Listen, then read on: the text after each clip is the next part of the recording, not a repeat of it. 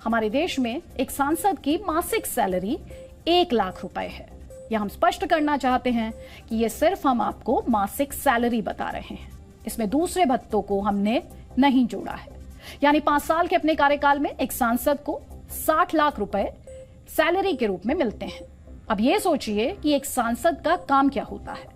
अपने क्षेत्र की जनता के लिए काम करना, सड़कें खराब हों तो उनकी मरम्मत करवाना, नई सड़कों का निर्माण कराना, सरकारी योजनाओं का लाभ लोगों को दिलाना और अपने क्षेत्र के मुद्दों को संसद में उठाना। अब अगर किसी क्षेत्र के लोगों को लगता है कि उनके सांसद ने अपने 5 साल के कार्यकाल में इनमें से कोई काम नहीं किया, तो क्या वो सांसद इसकी जिम्मेदारी लेते हुए अपने 5 साल का वेतन वापस लौटाते हैं? जवाब है नहीं। सांसद ही क्यों, मुख्यमंत्री, मंत्री, विधायक, किसी सरकारी अधिकारी ने कभी ये कहते हुए अपना वेतन वापस नहीं लौटाया होगा कि वो जनता के लिए कुछ नहीं कर पाए।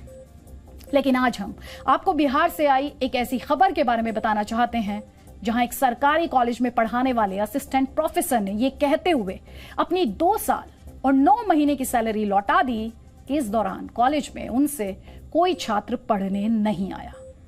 इनका नाम है डॉक्टर ललन कुमार, जो बिहार के मुजफ्फरपुर में स्थित नीतीश्वर कॉलेज में हिंदी विषय के असिस्टेंट प्रोफेसर हैं। इस कॉलेज में 1100 छात्र छात्राओं का हिंदी विषय में नामांकन है, लेकिन कक्षा में इन छात्रों की उपस्थिति 0 रहती है। डॉक्टर ललन कुमार की इस कॉलेज में नियुक्ति 24 सितंबर 2019 को हुई थी, लेकिन जब वो कॉलेज में छात्रों को पढ़ाने के लिए आते थे तो इस दौरान वहां कोई नहीं होता था। ये सिलसिला 2 साल और 9 महीने तक चला।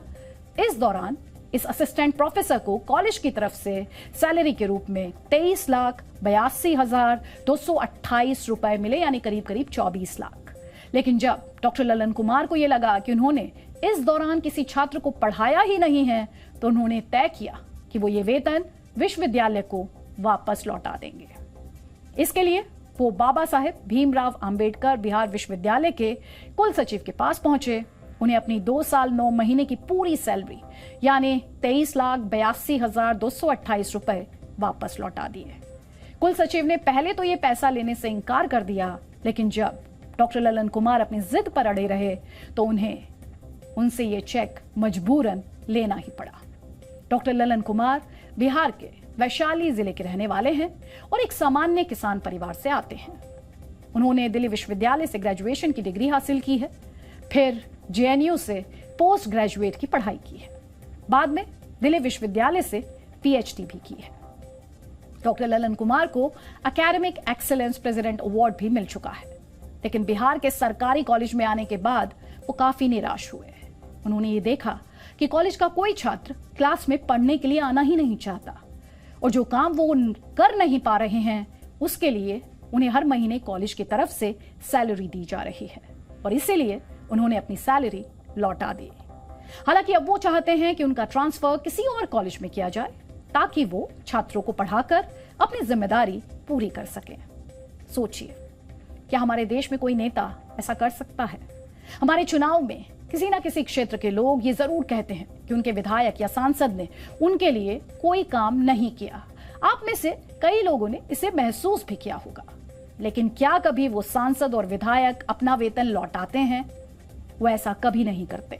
लेकिन आज डॉक्टर ललन कुमार ने देश के सामने एक बड़ा उदाहरण जरूर पेश किया है।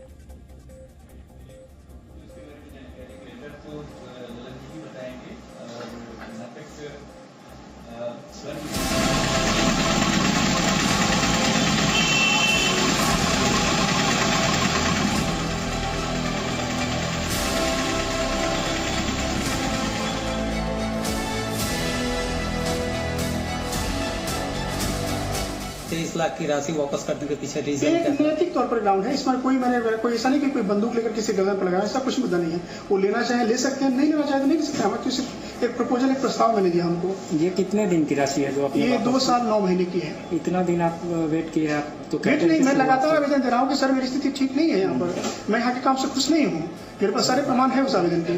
लेकिन उन लोगों ने कहा ठीक है सर, विचार करते हैं और हर बार ट्रांसफर होता रहा इस मुद्दे पर। विश्वविद्यालय प्रशासन से आपने इस संबंध में बात किया? हाँ, विश्वविद्यालय प्रशासन से लगातार बात होती है। इन्होंने कहा कि आपका ट्रांसफर कमेटी की जब भी बैठेगी सबसे पहला फाइल आपका है, आपके फाइल पर किया जाएगा। लेकिन अभी तुरंत एमडीडी में ट्रांसफर हुआ आरसी कॉलेज सकरा से और मेरे फाइल को इन्होंने फिर से साइड कर दिया।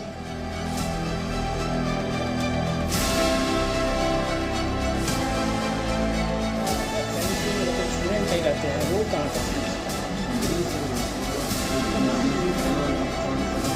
पैसा वापसी दबाव बनाने के लिए या छात्रों को आप नहीं पढ़ा पाए इसके लिए? नहीं, पैसा वापसी सिर्फ नैतिक तौर पर है, न दबाव बनाने के लिए, न छात्रों को क्लास एक मुद्दा नहीं उस मुद्दे पर है। ये सिर्फ मैं अपना तौर पर, चूंकि यूनिवर्सिटी प्रशासन ने पैसा दिया या बिहार सरकार ने जो पैसा दिया ट्रेजरी के माध्यम से, वो पैसा मुझे लगता है कि ये ठीक नहीं है।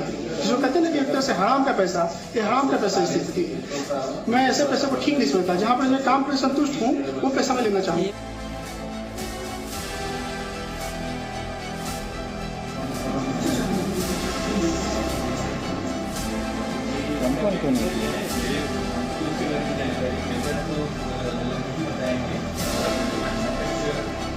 दरअसल ललित जी अपने स्थानांतरण के लिए प्रयास कर रहे हैं और इस संदर्भ में कल मुझे जानकारी मिली कि इस तरीके से कोई बात हुई है और पता चला कि वो पहले भी कई बार वो विश्वविद्यालय को आवेदन दे चुके हैं। तो उनकी मनोस्थिति ये है कि वो अपना ट्रांसफ़र पीजी डिपार्टमेंट में कराना चाहते हैं और ये कहते हैं कि उनकी जो योग्यता है वो पीजी के छात्रों को पढ़ाने के लिए ही है।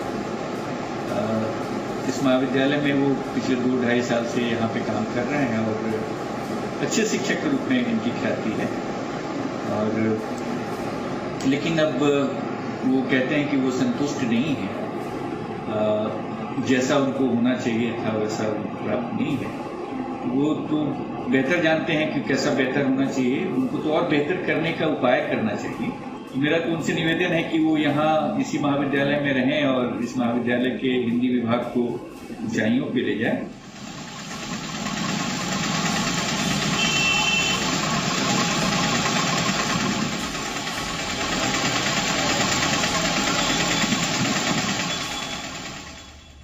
तो हमारी इस रिपोर्ट को देखने के बाद बड़ा सवाल यही है, क्या इन असिस्टेंट प्रोफेसर से हमारा सिस्टम सबक लेगा?